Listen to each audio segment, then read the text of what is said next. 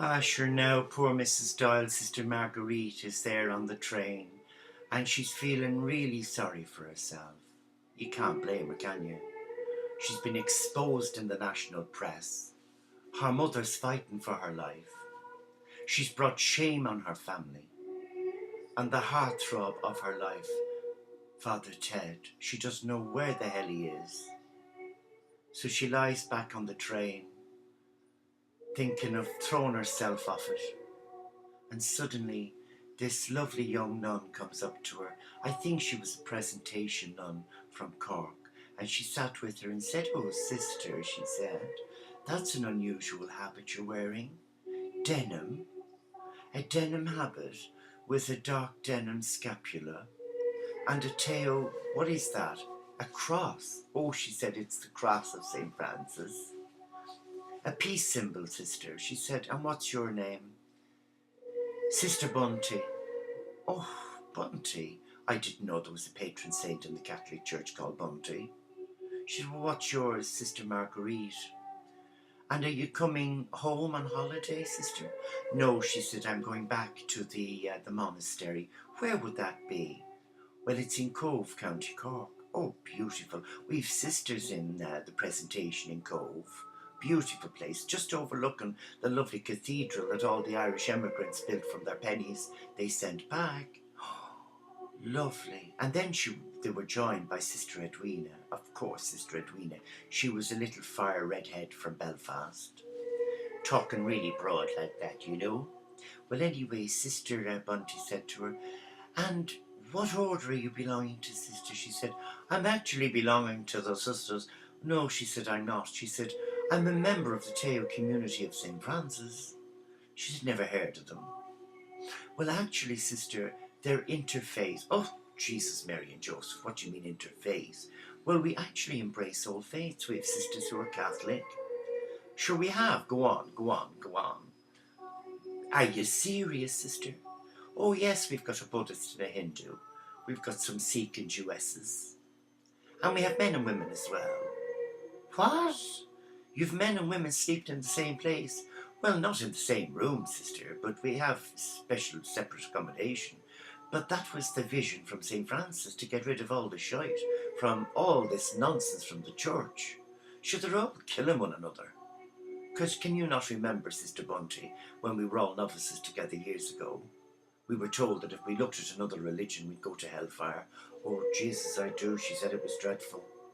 And they're such good people as well." "Well, we're all the same, sister. And Francis was interfaith." "Get away with you," said Sister Edwina. Sure my ma never told me that at all. Sure my ma is a true Catholic, true and true. And she wouldn't entertain Protestants whatsoever. She lives on the Falls Road. Yes, there's a division there. And yes," said Sister Marguerite, "look at the trouble yous are in. And no wonder the price of fish has gone up. But let me tell you, Sister Bunty, it's important that we integrate. And this thing of the monopoly of the church downgrading women, we're not downgraded because we're not controlled by the Catholic Church." "Oh, my God, that's brilliant. How did you do that?" "Well, we didn't. The founder did it. He went to Assisi and he was told by St. Francis to set up a lay monastic community for men and women of all faiths. And that's what we're trying to do. But we're getting a hell of a lot of feckin' stick from the church. They're labelling us as New Age heretics. And we're nothing of the sort. We pray like you do. We take communion like you do. But we don't go in for all the nonsense that we're sinners. We believe we're a child of God." "Oh, Sister Marguerite, I could listen to you forever and a day. Would you be interested in coming and doing a talk to the provincial and all the sisters? Sure, Jesus, we'd love it." "Of course I will, sister." "Ah, go on, go on. Ah, go on with you now. You don't want to listen to me." "Well, sister, you are famous." "What do you mean, Sister Bunty?" "Well, I've seen your picture somewhere before." Oh, Marguerite, the ground, she wished it would open up and swallow her. "Yes," she said, "weren't you that? Is it you that was in the picture with that priest with his legs round you in the evening press in Dublin?" "Oh, sister, how could you think that? Me? A holy woman of God? Not at all. You must be thinking of me twin, Marianella." "Oh, is that who it was?" "Oh, yes.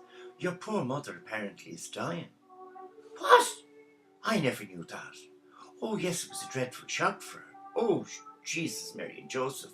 I'll have to ring home when I get to the convent. Me poor mammy, she's on death's door. Oh, my God, it must have been a terrible shock for her. Terrible shock for her. But let me tell you, Sister Bunty, that's not the end of it. What's the end of it? I couldn't tell you any more than that. Me lips are sealed. But listen here to me, Sister Bunty. You arrange the talk, and I'll come and do it. But of course, I'll have to okay it with Mother Abundantia. Who in God's name is Mother Abundantia? She's our spiritual mama. What a name! Well, it's a long story. But when she was a young postulant novice in an order in Austria, they had a beautiful nun called Mother Abundantia, and she used to always say to the sisters, "Kiss my ring." Well, that's how it still is. We're still kissing the ring. Most of us have verrucas on our mouth, not on our feet. But don't you mean cold sores, sister? Well, they're like cold sores, but they're more verrucas. But anyway, oh, and then the train took a sudden jolt. It arrived in Cork. Sister Margarita said another miracle. I've been spared by the bell. Spared by the bell. Jesus, how I got out of that one. She recognised me. Well, thank God. I told her it was my twin sister, Marianella. I've no such twin sister. Not in a month of Sundays. Anyway, there was a taxi outside waiting for Mrs. Doyle. There was, and guess who was in the taxi? You guessed right, it was Mother Abundantia, and she had a face on her like a slapped what's-it, and I'm not saying any more on that. And then, of course, the Sister Provincial was there. Yeah, Sister Black and Blue Eyes. Well, I call her Black and Blue Eyes. I think her name is Bonaventura. Bit of a mouthful, but however. And then, of course, there was one of the Provincial Council. They looked like the henchmen from God.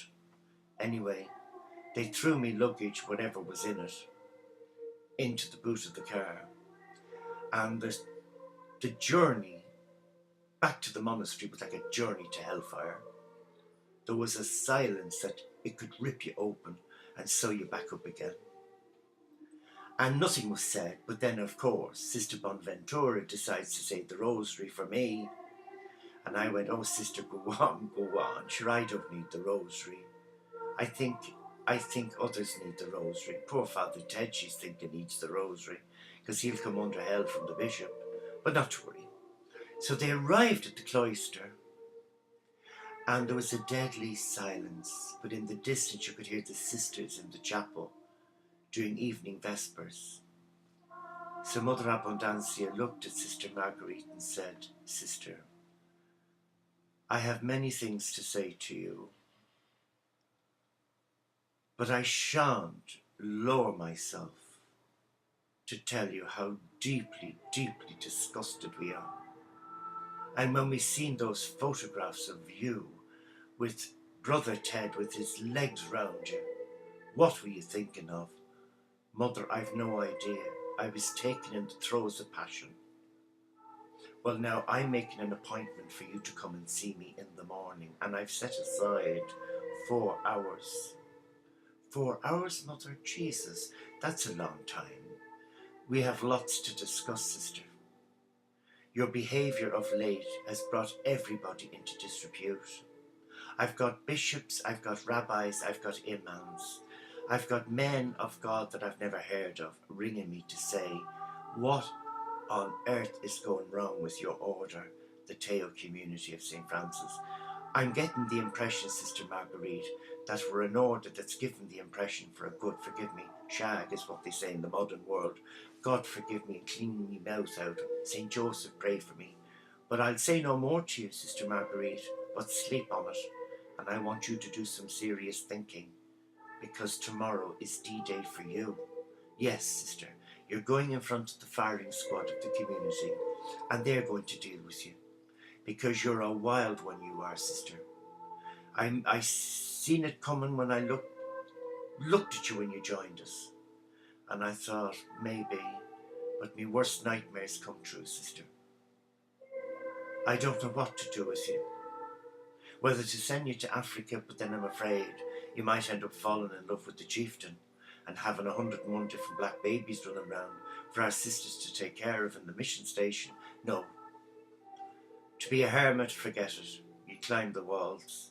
We've got some serious thinking, sister, and I want you to pray about it. But I suggest you don't join us for evening dinner. You fast. I don't think you've done enough fasting lately, because had you done, you wouldn't have dropped your drawers for that fella. You would have done it honourably and come and told me. And you took a vow of celibacy. Did I, sister? I don't recall saying I'm becoming a virgin. I didn't have any recollection of saying I'm taking vows of poverty, celibacy and obedience, Mother Abundantia. I took the sevenfold vow of the community and celibacy wasn't in it, wasn't it? Well, then what's all the fuss about? Never mind, I want to see you in the morning. So brace yourself, sister, for a heart-to-heart chat, because you're in for it.